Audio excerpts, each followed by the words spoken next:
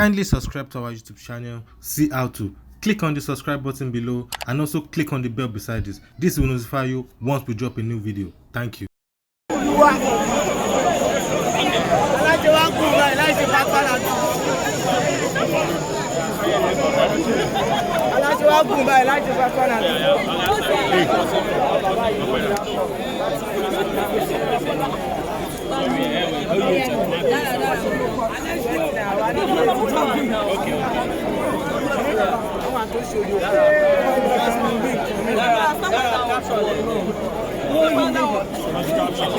Oh yeah, one of the country.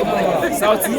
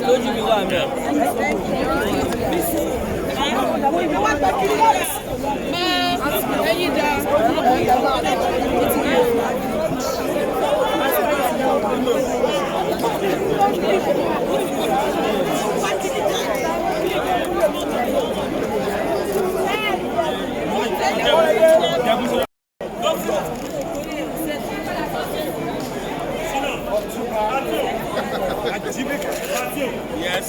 Tosi. Tosi ma bọ̀. Tosi ma bọ̀ náà kó ma bọ̀.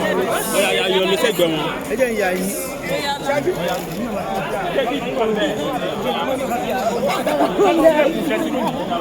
Mi ò rí ọkọ̀ wọn. Tosi, let me change your mic. Hello, I said come back. Hello.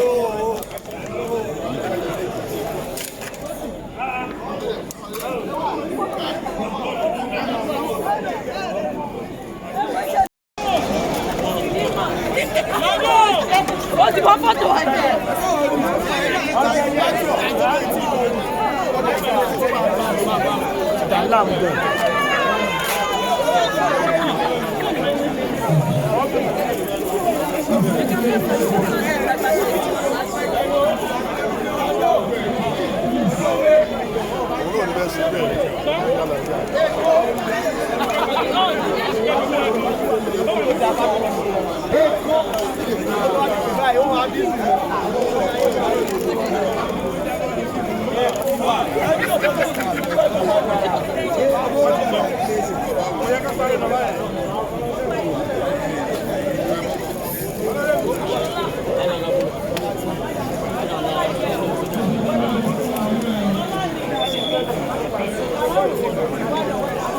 Murphy.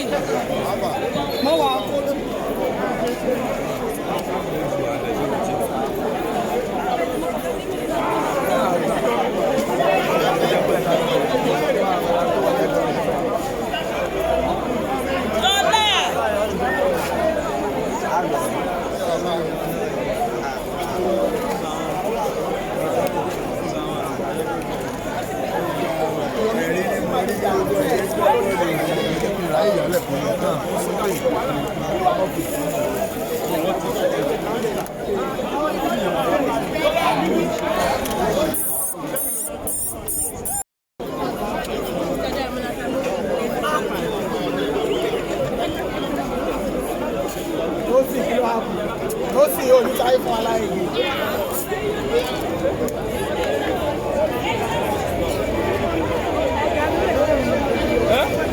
Ó bọ̀ àṣẹṣẹ lọ́wọ́.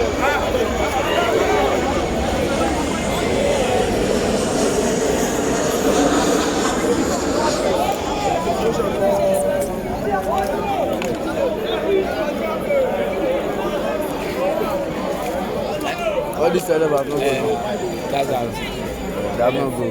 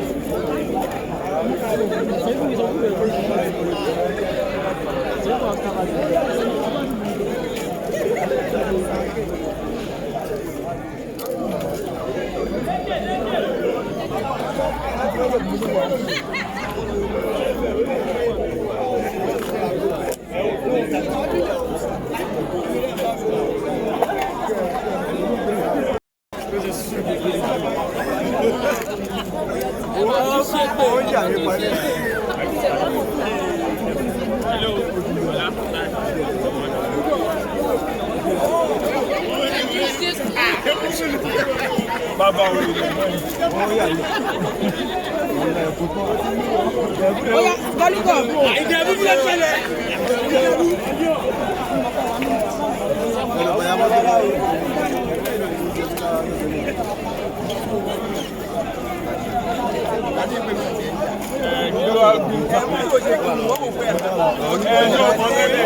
Galugo.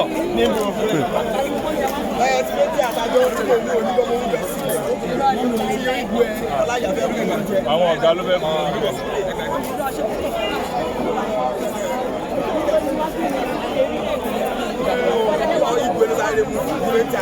Ìjẹ̀bú wá bá wa dáfá. Ìjẹ̀bú wá bá wa wò kẹ́tí báyìí sọ. Ìjẹ̀bú yóò fún wa jọ. Ìjẹ̀bú lè jó mọ́ Ìjẹ̀bú. Ìjẹ̀bú ti gba góò méjì sára. Ìjẹ̀bú lè ṣe ṣe. Ìjẹ̀bú mò lè ṣe ṣe tẹ̀mí gba góò méjì sára.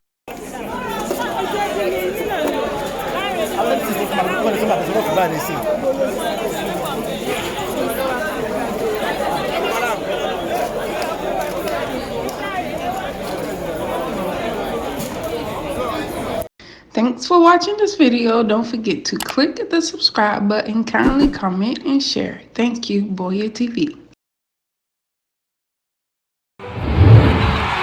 In the mighty name of Jesus, you are blessed. You are favored. A new chapter that will introduce joyful laughter has opened in your life today. In the mighty name of Jesus.